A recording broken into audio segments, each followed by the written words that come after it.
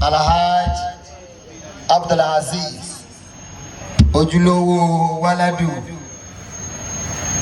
Sauty Arẹwà ojúlówó ọmọ.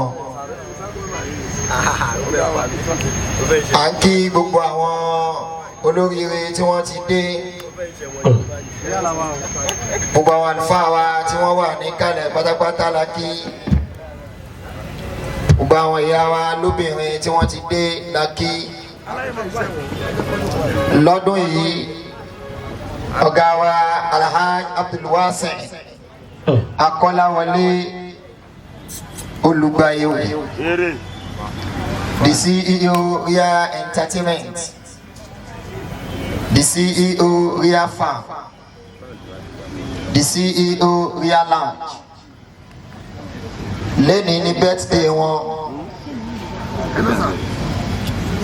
Bákan náà, èní ni Ramadan lecture wọn tún bọ́ sí. A wá celebrate birthday wọn lẹ́ni pẹ̀lú ọ̀pọ̀lọpọ̀ àdúrà, pẹ̀lú ọ̀pọ̀lọpọ̀ ọ̀rọ̀ Ọlọ́run.